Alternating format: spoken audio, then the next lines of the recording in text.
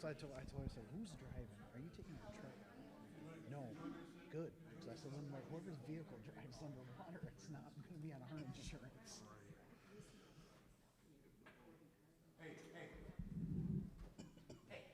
Jeff, you ready? Meeting adjourned. You ready? It really does snowing. Everyone's on? Yep, we're ready. All right. Good evening, everyone. I'd like to call to order the Board of Directors meeting for April 17th, 2026. Our invocation tonight will be by Jeff. Okay, thank you. Let's bow our heads. Dear Heavenly Father, we come before you today with grateful hearts as we open this new season at Sandy Pines. We thank you for the beauty of this park, the awesome weather we are having right now, the fresh air, the trees, the lake level, and this is a very peaceful place that you've created for us, and we are blessed to have it. Thank you for all the friendships that feel like family and for the gift of gathering together once again here at Sandy Pines. We also lift up our board of directors and staff, thank them for their dedication, their hard work, and their caring hearts in looking after this place we love. Lord, as we begin this season, we ask you for strength and wisdom. Help us to set aside any differences and quiet any discord. Guide our hearts to come together in unity, focusing on what is best for our park and our community. May our words and actions be rooted in kindness, always seeking the greater good. Bless our campers, our great nation, servicemen and women that are in harm's way, any members, family that are in need of peace and hope. May this season be a joy of safety and renewed spirit. In Jesus' name we pray.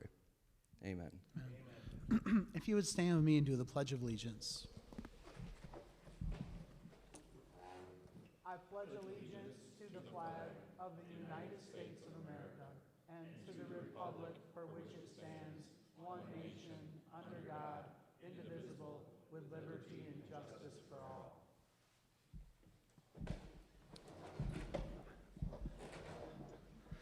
Thank you. Kimberly, if you could do roll call, please. Corey Behrens. Here. Rick Day. Here. Colin Geibel. Here. Jenny Hager. Here. Kelly Johnson. Here. Larry Munger. Here. Paul Pepple. Here. Craig Van Beek. Here. And Scott Wyman. 8 present. All right. So this is our time of our meeting that we have member comment on agenda items. So you can move to the microphone. Please just let us know who you are and your site number. This is comment only, so this is not the back and forth section of the meeting. That is at the end of the meeting. But right now we have opportunity to comment on anything you have on the agenda. So if you have something, you can move over where Ian is and address the board.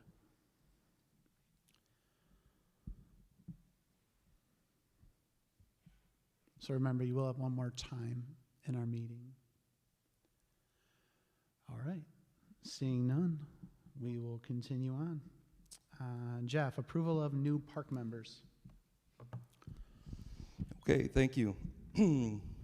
So new park members and sales for January 2026 through March 2026 are as follows. A total of 16. We had 7 through the for sale by owner process. We had 7 through our Sandy Pines sales department, and we had 2 transfers. New member totals are 26 new members. We have 6 in their 30s, 6 in their 40s, 9 in their 50s, 5 in their 60s, and I believe that's it. All right, any comments or questions on that by the board? All right, seeing none, I need a motion to accept the new park members. Make a motion to accept the new park members for the dates of January 26th and March of 2026 as presented. Do I have a second? Second. All in favor, please say yes. Yes. Yes. Any, Yes. any opposed, same sign. Motion passes. Approval of January 2026 board minutes. Has everyone had a chance to look these over? Are there any questions on this or changes from the board? Any of our board members online?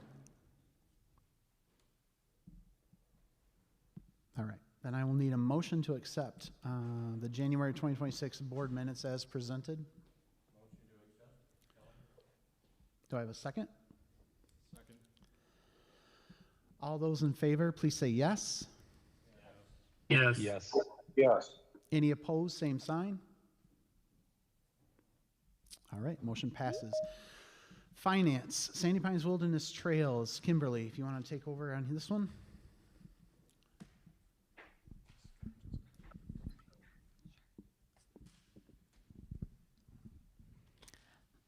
All right, we'll start with Sandy Pines Wilderness Trails for March 2026. This is the year-to-date, so an update from our last one. It's including October through March 2026. We're 6 months in, halfway through the season. So for Sandy Pines Wilderness Trails, our net income is at $3.12 million versus $2.83 million in the prior year. Our revenue has reached 71.6% of our budget. This is anticipated with our October billing of dues and assessments in the fall, and then the March billing of renewals. So we always bring in the revenue early, and then that helps support our in-season expenses. Our current expenses at this time of the year is at 40%. That's at 6 months within the majority of those the remaining 6 months of the season will be the majority of the expenses that come in to support the season. We are currently in a strong liquidity position, so that means our cash is at a good basis in comparison to our debt. We try to maintain that vision within Sandy Pines. So for cash and liquidity, some of our key KPIs are key performance indicators. Specifically with cash, our total cash and investments is at $9.064 million. To break this out, operation cash and investments is at $7.47 million, and our capital investment reserve cash is at $1.470 million. Our days cash and reserve KPI, the annual operating expenses is at $8.386 million. Looking at that on a daily expense basis, so if we divide that out per day, our daily expense burn rate is $22,975. So that's how much it costs if we straight line that over the year, how much it costs to run this park on a day-by-day basis. Calculating that out, as of March 2026, our days cash and reserve is at 325 days. Now, I do want to make a note because our operation cash is at a higher level at this time of year because more cash has come in compared to the expense that has been dispersed. Our operation cash levels are intentionally higher at this beginning of the season as our strategic approach to ensure sufficient liquidity to support expenses through the season. So our average days cash and reserve for Sandy Pines, our goal is 120 to 180 days. Obviously, the shows were well above it, but it's because of that offset. So to explain that a little bit more, our days are always higher in the beginning of the season just because our cash is higher, but we're going to see that average out at the end of the season to our goal of 120 to 180 days. So I'll continue to kind of share that on a month-to-month basis, and you'll kind of see where that flows. And then some specific financial notes, specifically with the profit and loss statement. Our revenue was up from the prior year, specifically resort services. We had the increase to the dues based on the consumer price index, and the maintenance income is up. We increased some of the revenue there, so with the renewals, the pump out plan services or holding tank services came through, and then public safety income had some increases in revenue. A lot of those increases in revenue are going to help offset the expenses that are anticipated throughout the season. We have noticed a decrease in some revenue in some other areas, specifically sales and hospitality income, member service income, and park and garden, and then the rentals income. Our sales has experienced a softening in the market. We've noticed that a little bit this off season. I think we're kind of noticing that just throughout the economy too. This is including a decline in both the activity and pricing. However, I do want to make a note that the team is actively working to counter those trends by using some focused marketing efforts and strategic initiatives to drive some increased sales activity there. Expenses for the year within Sandy Pines, our salaries and wages overall has a minimal increase, yet it is still within our adjusted budget and where we anticipate it. Our general expenses are up, specifically professional services. We are still in some tweaks with the development of our dynamic software. So we're a few years in, but we still have some development that we're working on and finalizing, so that should come to a steady level here soon. And then also with our new point of sale and accounting software that was implemented in October, that also increased some of those expenses in that area as well. Another note is the Manic Smith expenses. This is specifically for an EGLE regulations update from our prior gas pump review. They have come to us to kind of finalize and respond to some regulations there, so that gave us some unanticipated increases. And then also we have some expenses there with the Whiteman services, which you will see with the capital investment review and proposal that's going to be taking place this year. So we are still managing those increases. So I just want the membership to know that even though you see some increases there, we're still managing those increases and able to support that with our strong position right now. And they are one-time expectations, so there aren't concerns there, but something to note. And then in addition, within the general expense line item, just our general insurance is up, and that's across the board with normal industry trends as well. Last, property tax expense and depreciation expense with our investment that we're putting into the infrastructure and investment of capital. That's good, but it does come with the offset of those, but that's nothing to be of concern either. And then last, administration. You will note that inspection expense, the inspection expense and tree removal expense, there is not any activity in there on the financial side of things. That does not mean that there is not activity that has taken place on the ground here. So work has been completed in the off season, and the invoices recently came in, so you will see the recognition of those expenses take place in the April financial statements. And then postage expense, this is something that I wanted to highlight as well. It is you will notice that it's significantly lower on the March year-to-date statements. We're actually noticing a $3,500 savings year-to-date, and this is specifically with the new software installation of the North Star system. And with that, we've put a push for the electronic statements, and it's gone very well so far. Just to make note, we can actually see exactly within the system when the statements are sent, and we can also see when a member opens the statement. So there's a flag in the system that will say the statement was sent at this time on this date, and then once the statement is opened by the member at that email address, it will actually show us that it has been opened by that member. So that helps on both sides there too, just for tracking. So I think we're going to notice those savings continue throughout the season too, as we save on that on a month-to-month basis. So overall, net income for Sandy Pines is at the 3.12 million, and well, overall, this is just a recap of the executive summary brought in the beginning. So overall, I just want to state that Sandy Pines is in a good position starting off with 2026 as of March 31st. Do any of the board members present or online have any questions or comments on the Sandy Pines Wilderness Trails financial review?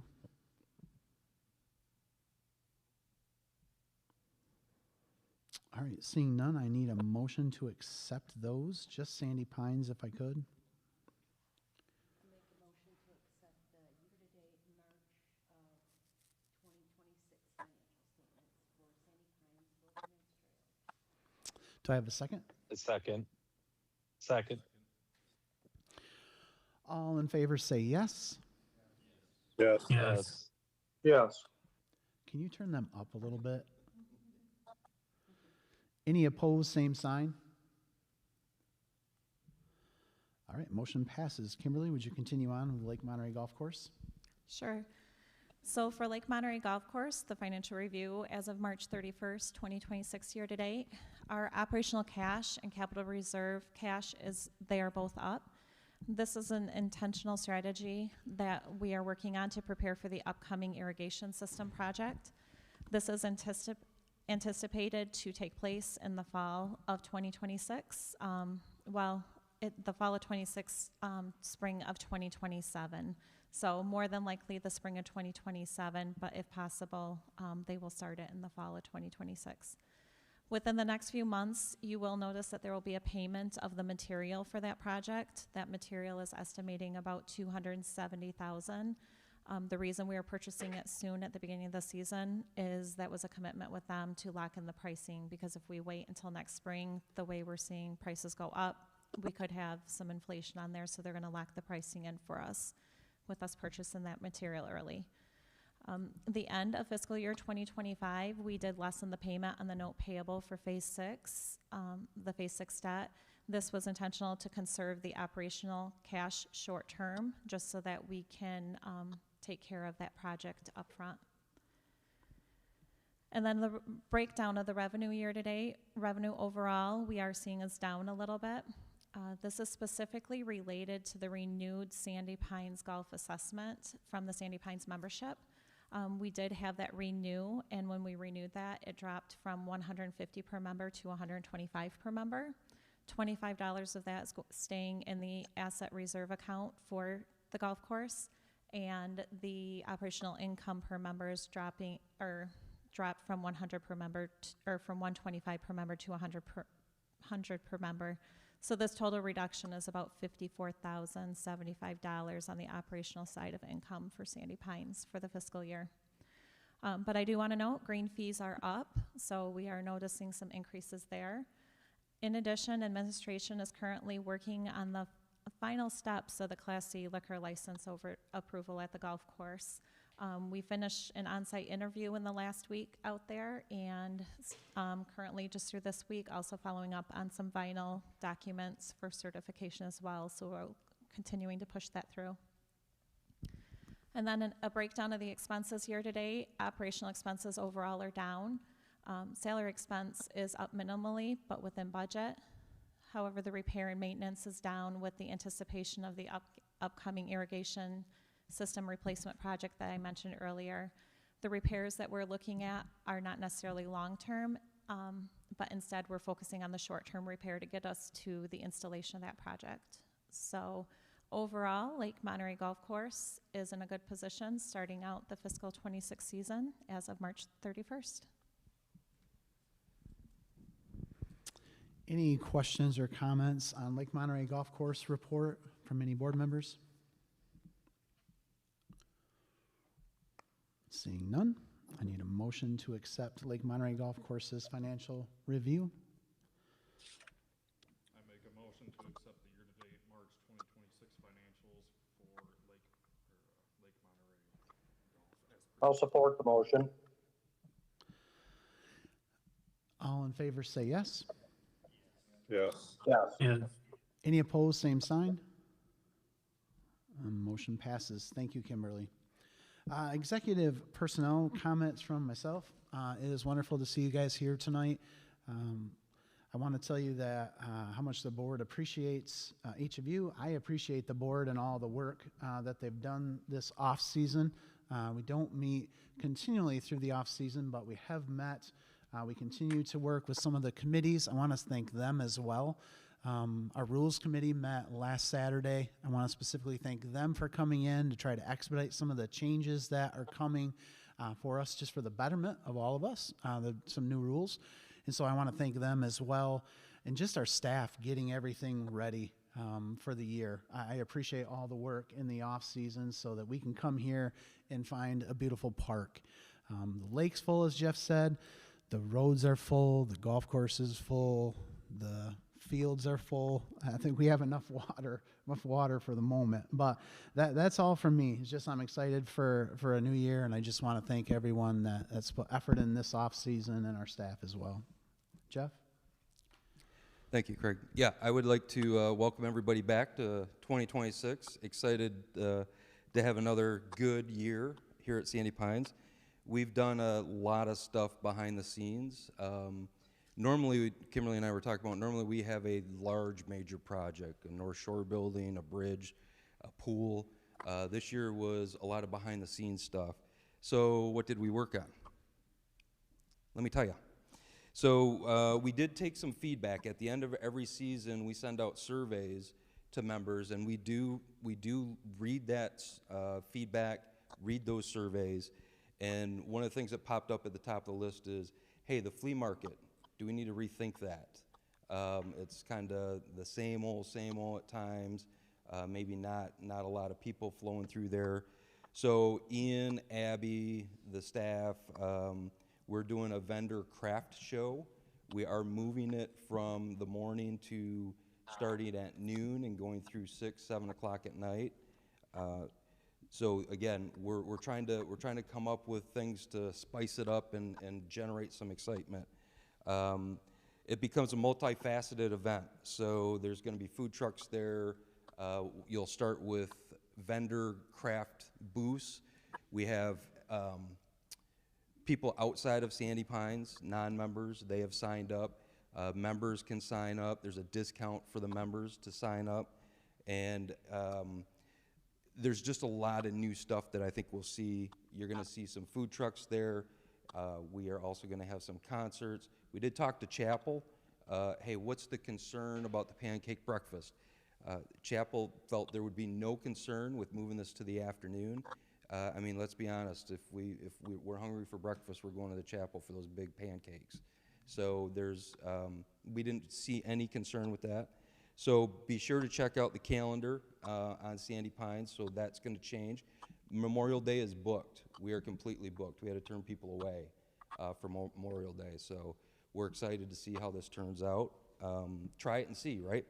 So speaking of calendar, again, Ian and the rec group and communications group did a lot on the website. So if you go to the website, I'm going to try to pull this up here. If you go to the website and you click on calendar, I need to share again.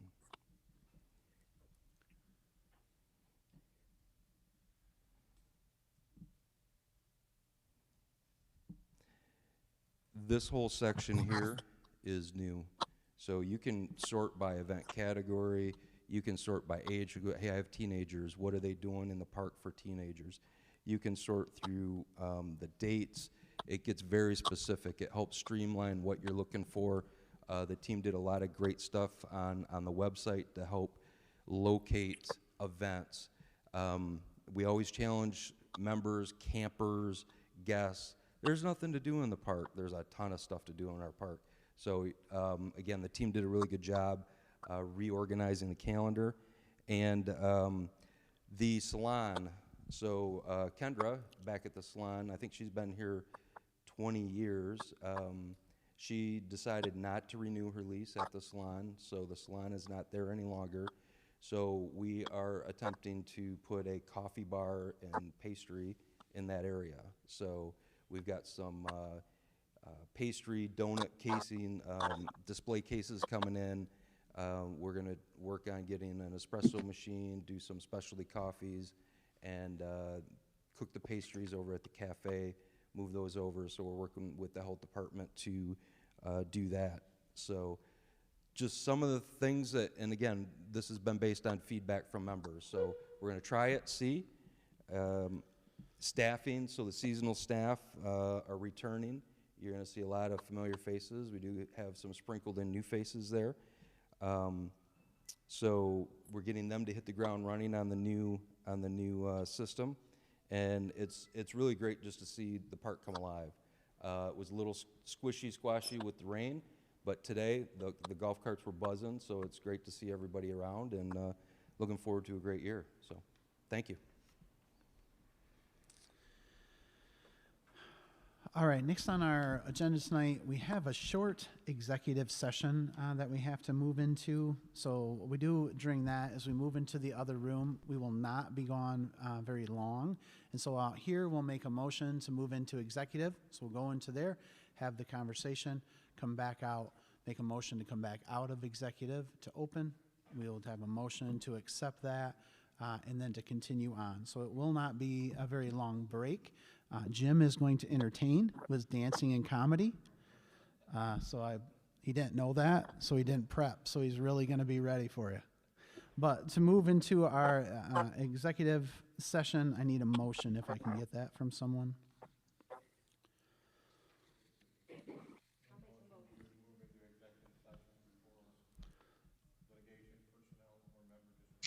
Do I have a second? Second. All in favor say yes. Yeah. Yes. Yes. I think that was all three of them, wasn't it? Any against? Same sign. All right, we are in executive session.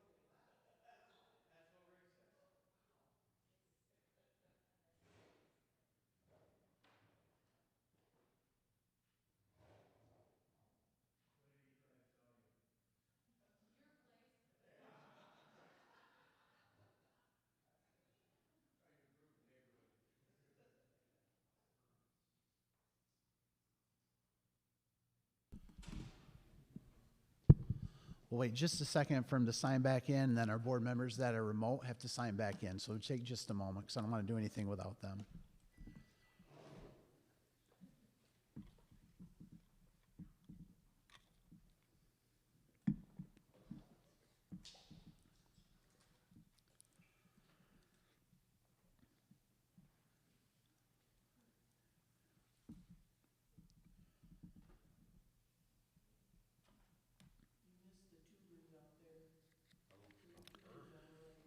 Wow. That's awesome. Wow.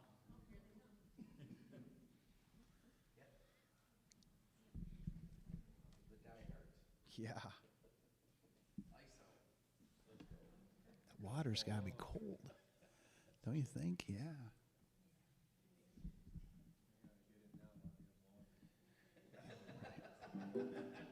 Don't jinx it. Don't jinx it. Right, don't jinx it.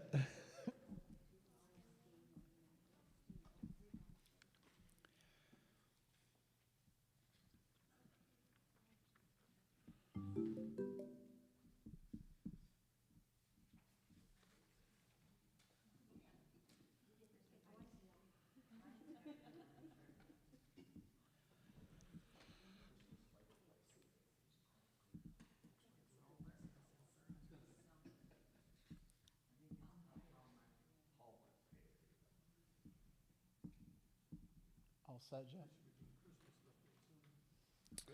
Yep. All right, I need a motion to move out of executive session and back into open. I make a motion to move back into open session. Do I have a second? Second. All in favor, say yes. Yes. Any opposed, same sign. All right, we are in open. Jeff, new business.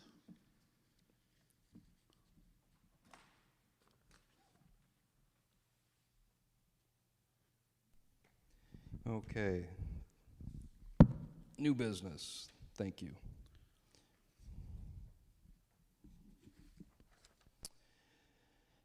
(2026) renewals. So we are in sticker pickup phase. Been busy up front at member service. They are available. They've been available since April 13th. So if you pick those up, thank you.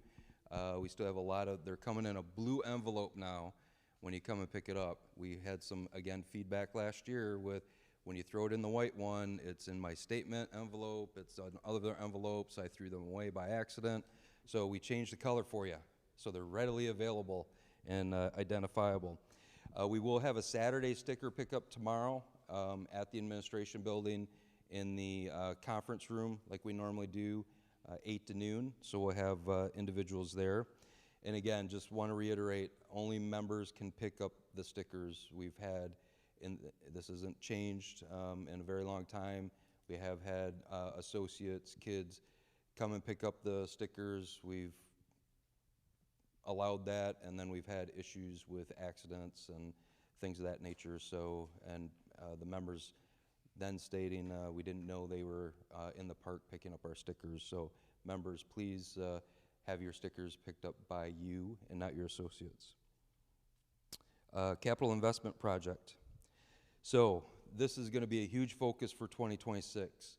The current capital reserve, 10-year capital reserve, runs through this year and then ends actually at the end of 2027. So September 2027 is our last year for the capital reserve. We've sent out survey results. We sent out a transparency report and snapshot one-pager. They're all posted on the Sandy Pines website.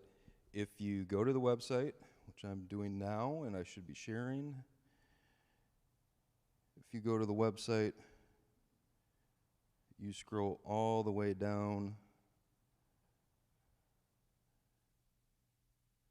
click on finance.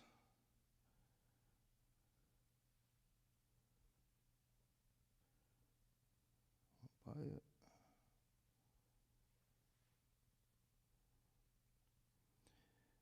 These 3 big bullets here will be a snapshot, one-pager of the results, what we call a transparency result, which summarizes the results, shows the data, and then the actual raw data is in this, this file here. So get to know it. We're going to start having some town halls starting May 16. And again, this information was, we've been working on this all off season. We have a cross-functional team with members from our finance committee, long-range committee, operations. We've hired a third-party engineering company called Whiteman Engineering Services. They've come through and assessed our structures. They've given us some dollar amounts, recommendations. We've spent a ton of time on this, and we are going to start presenting this information May 16. So May 4th, the Board of Directors is going to have a work session or a workshop, excuse me, to go through this. We presented a lot of the information during the off-season over email. Monday, we were in person finally for the first time. We went through as much of the information as possible. But just to give you an idea of the information that we have to digest to get it out to the membership, to put it in a form to try and get everybody to understand and get it on a ballot to vote. When you look at the survey results, there's 1,271 members responded. That's probably the highest number of members that I've ever seen here at Sandy Pines, and I'm going on season 7, to respond on a survey. That's 58.8% of our membership. Normally we hover around the 20 to 30 range. There's 900 member comments. 67.4% of the membership support renewing the fund. They acknowledge that, hey, we've got capital assets here that need to be addressed.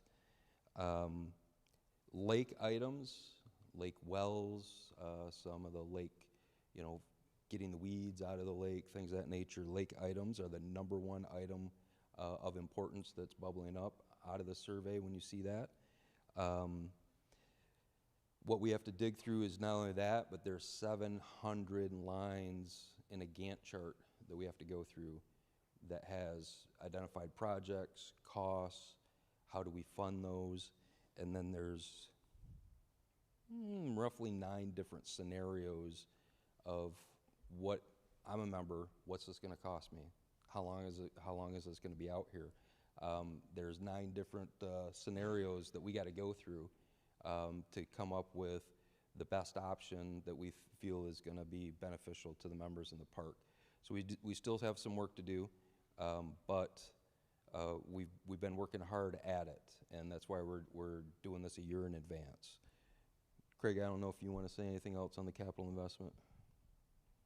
I want to thank the people working at that over the winter. It is a big lift, and we have revised it many times. Just looking at, it's not just a campground, it's our investment, right? Like your site is your investment. When you go to sell that, that is your investment that we're pouring into. And so we want this park to be the best place it can be. And we just have to take an honest look at some of our structures and where we are, and we're trying to do that while to look at maybe adding some things, a little bit of visioning, but maintaining what we have and trying to balance all that is what the board is going to have to do. But I do thank the committees for doing some of that, the legwork. They've done a lot of legwork to get to where we are, and believe me, we take everything into consideration. Finances, we know, we understand that finances are very tough for people right now with inflation and the way things are. So we've taken all that into account, and we'll continue on now as a board to work at it and to consider all things. So we're going to do our best for you because it's for us as well. Amen. Keystone propane. Anybody out here have Keystone or had Keystone? Okay. All right. So if you're not a customer of Keystone, they sent a letter March, I want to say 9 to us that they're canceling service for our members in the park effective May 11, and they're coming and picking up your tanks May 12. Not very nice, was it? So we sat down, we met with them. Kimberly and I sat down and had a conversation with them. We did get an extension so members can figure out what they want to do. Switch, Keystone was providing some options for the current members to keep their propane, keep their tank, or get a refund on their propane if they wanted to turn their tank in. That's still, I believe, options out there that they're doing. We are going to send some surveys out because we have had members come into into my office and into the administration and say, hey, what about having one or two sources, or what about having the park do the propane to ensure that we have good pricing, we have good service, people aren't dropping cancellation letters on us. So there's two edges of that sword, right? There's pros and cons to everything. So we said we would investigate that. We brought it up to the board at our work session. Right now, we've got a win where we've extended that. You guys can use your propane through the end of the year, switch whenever you need to, and then probably, May, June, we'll come up with a proposal to say, we can leave it as is, and the members can continue to do what they do and find their own service, or what would that look like if we had, we narrow it down to one or two companies that would service the park, and then go from there, okay? So we will send out some surveys to gauge some input. What's your guys' thoughts on that? Do you want the park to get into the propane business, or do we want to continue to do what we're doing? Okay? I got a question. When, We already switched, but they just moved the Keystone propane tank like 10 feet farther because it's so heavy, because we just had it refilled. So it's there, and it's probably gonna be, I don't know if that's real safe because it's Okay. got two of them. okay. All right. We'll take a look at that. Thank you. Eagle Structures. So Eagle Structure letter, again, Sandy Pines and a bunch of other campgrounds were part of a stakeholder meeting with the structures division, I guess, of, Eagle Campground Division. They wanted to update their structures letter and their policy and their rules enforcement. We sat on 2 meetings throughout the off-season. We provided a ton of feedback. Again, originally they said if you modify anything, you have to remove whatever it is, the trailer, the port, you have to remove it from the park. And we said no. There's a corrective action process that we can follow. We pushed back on some other things as well. You guys didn't get to see the original draft, but one of the original drafts said you couldn't have any structures in front of your trailer. Well, what about deck? Well, that's a structure and it can't be there. Okay, well, you can go in and you can pick that deck up, move it. Their concern is you have to easily remove your trailer if required, back up a truck, hitch it, and get it out of here. All of our structures are supposed to be freestanding. So we push back on decks and things of that nature. We were told we were going to get a letter, official letter by January 2026. Came out March, I think first, second week of March. So a little delayed from the state. But the impact to Sandy Pines is we're going to need to adjust some of our rules. The late release, originally, if it got in January, we wanted to get the rules committee together, get something in front of the board February, March, and be ready to make some rule changes at this meeting, and then start implementing the new rules.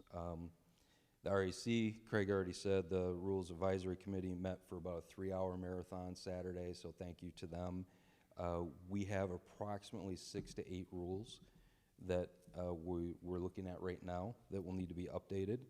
The RAC presented 4 recommendations to the board at the work session, and they're evaluating those right now. We will have one that we're going to read tonight, and we're going to follow our process on this one. We've said our original process is we read a resolution, we let it sit, we let it marinate until the next board meeting, get comments, questions from members, and then if we need to tweak it or do any changes to it, then we can do that. Or if the board deems this is good in its current state, they'll approve it at the next board meeting.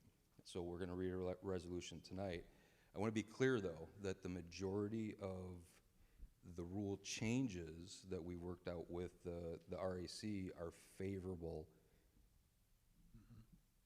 I can't stress that enough. It's favorable to the members on a lot of these structures. So what we'll do is we're going to give the board a little more time to digest this. They're going to come into May, and then they may say, hey, we're going to implement it right now, or they may let it sit for another 30 days. But the longer we let it sit, the longer it takes for the membership to take advantage of some of these rules. So that's kind of where we're at right now.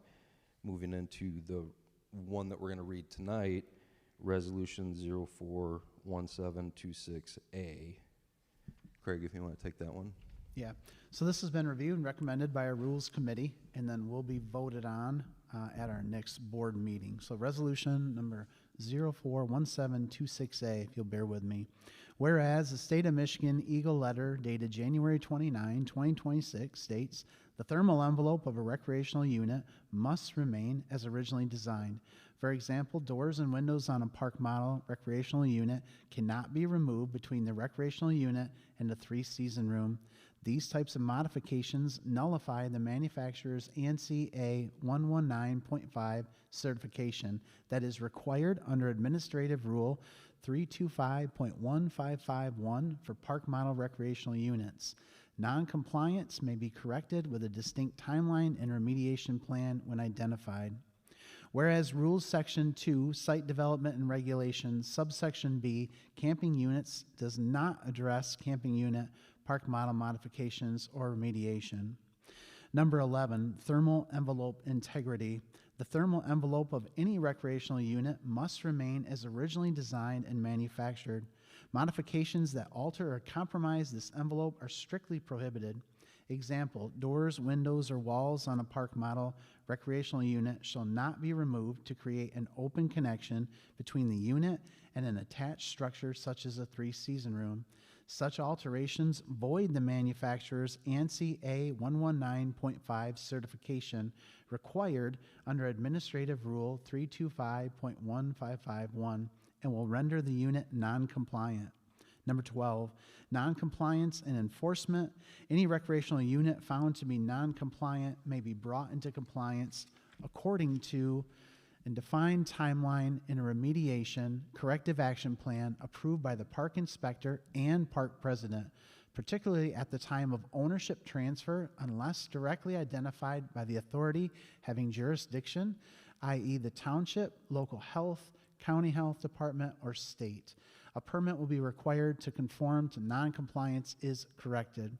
Failure to meet the agreed upon timeline and remediation plan or any subsequent action that results in the unit becoming non-compliant, again after correction, will result in the following penalties: a fine of $1,000 per violation, assessment of 10 points to the membership per violation. In addition, the park reserves the right to require immediate removal of any structure that remains in or returns to non-compliant status.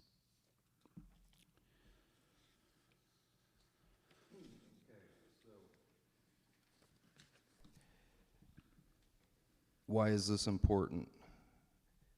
This is basically the law that Michigan State Campgrounds Eagle is coming down for structures and campers and recreational units. So we can't grandfather things in. We've tried that discussion multiple times with them. You know, I think we were here 2 years ago-ish, and it was an active meeting. But if you go to the website and you go down to the park inspector area and you click on the park inspector area, the link down there, you scroll down into trailer modification. Excuse me, that's the Eagle letter. So it has been released. The legislation, Public Act 368, promulgates the administrative policy that this follows, and ANSI standards. So there's been a ton of debate. Is ANZ a good housekeeping seal? Is it a recommendation? It is referenced in Michigan law, so we have to follow it. Now, again, the state was very stringent on, we had some tough people in that room with, if you have any compliant issues, they have to be removed from the park immediately. Excuse me, not gonna happen. They've also asked us to go through and document with a log, basically knock on people's doors. Not going to do that either. So this has been a tough one. We put a lot of heart and soul into this one. A little emotional on this one because they were coming at us pretty tough. We do have corrective actions that we can place. We communicated that to our park, and we've stated that we are going to follow those corrective actions. We've been doing that for probably 2 years now, and they've accepted that process. So we will have to document it if there are any non-compliant issues.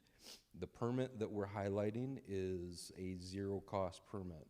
So you're not gonna have to pay $75, $100, whatever the permit price is.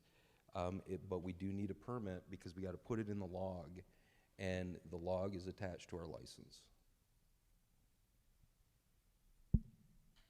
So that's kind of where we're at with that. Again, originally these diagrams were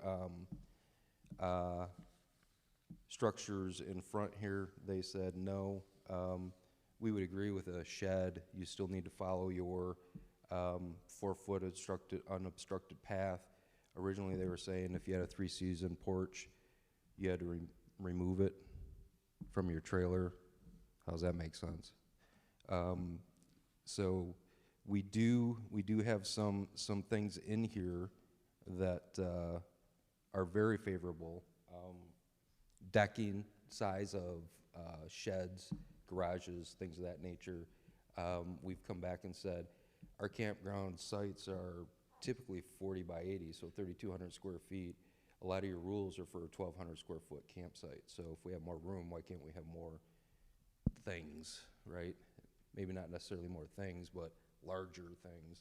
So a lot of these are more favorable. We got to get through the process and update the book, and then we'll go from there. But this is kind of the final version. So. Okay.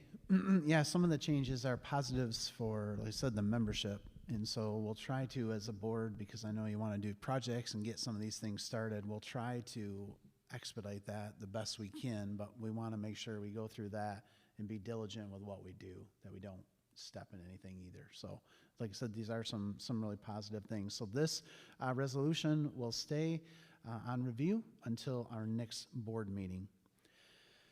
With that, our next thing is adjournment. So after this meeting, that's when we have our next member question and answers, where it's the back and forth.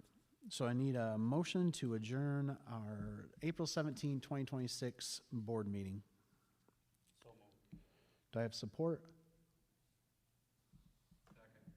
I'm gonna say, everybody want to stay in this one or what? Nobody's answering.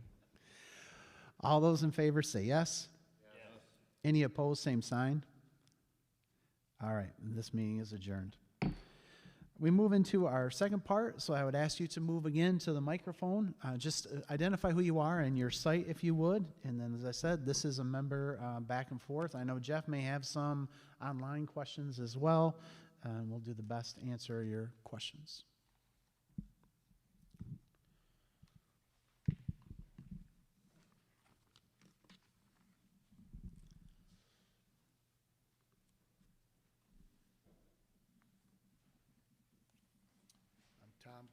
Tom Koning.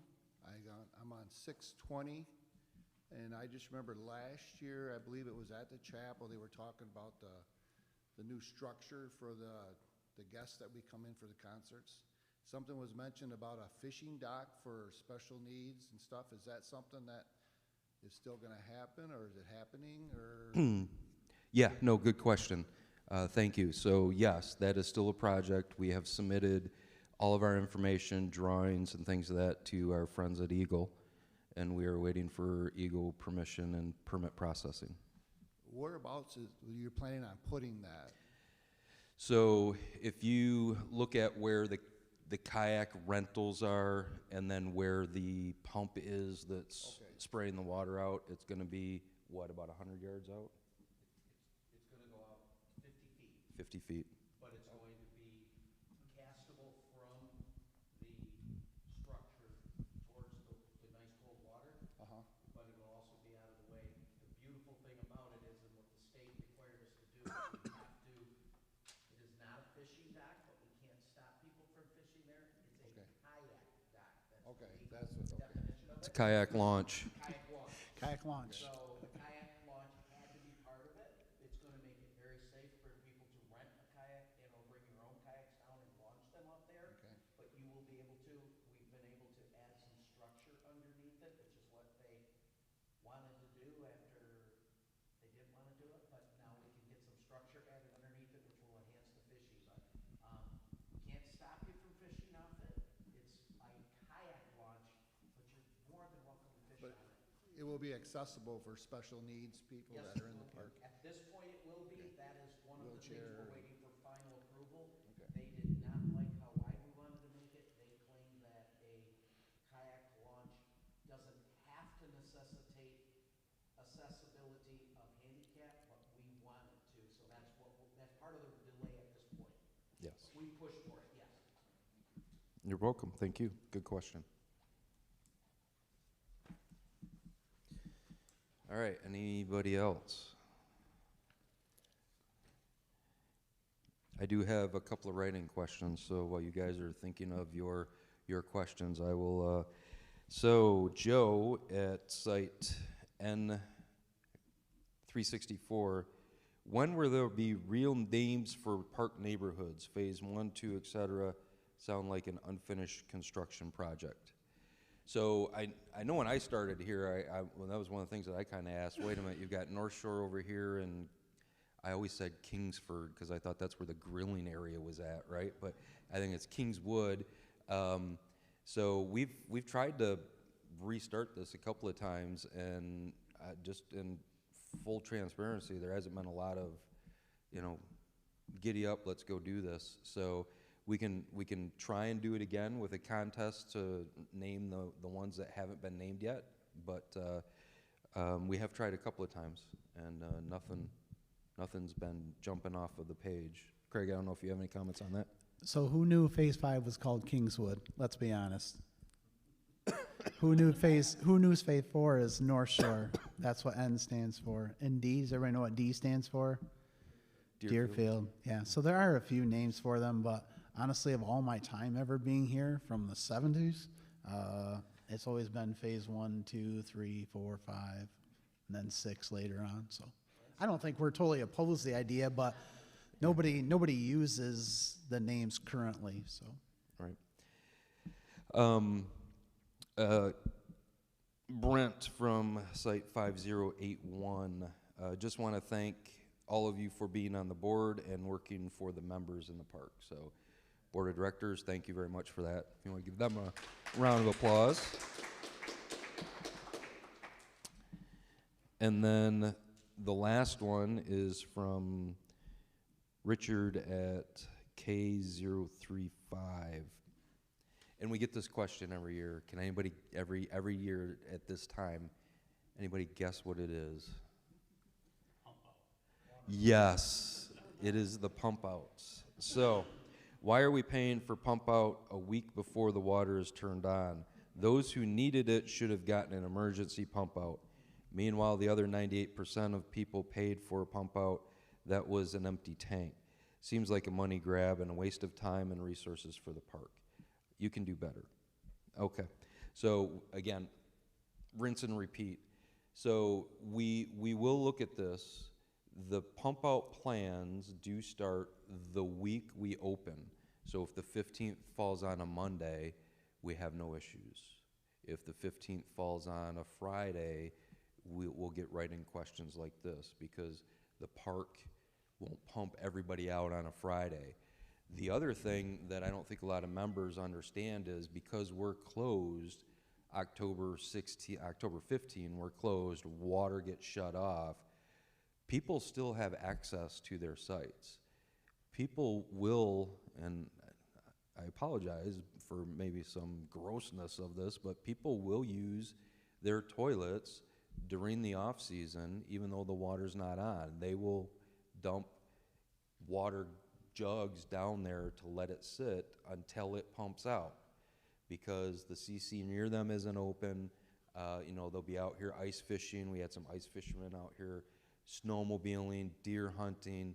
The park does get used during the off season. So that is one of the reasons why we've said we will make it available immediately that first week. It's not a money grab. There is a need for it.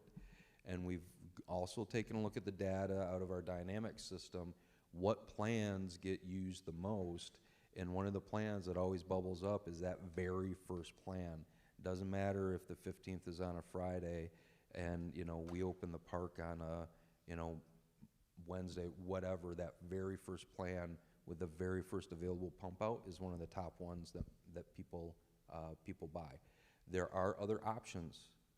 Yes, if you're gonna have to fill in the blanks with single pump outs, yes, they're gonna cost a little bit more, but the plans that we have now, we try to analyze at the end of every year with data and say which ones are the most that people buy.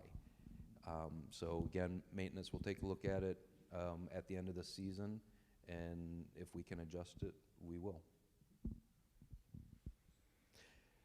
Those were the 3 write-in questions. Does anybody have any comments out? We're at 7:15. Going once? Going twice? All right. All right, thank you, everyone. Thank you, everybody. Have a blessed weekend.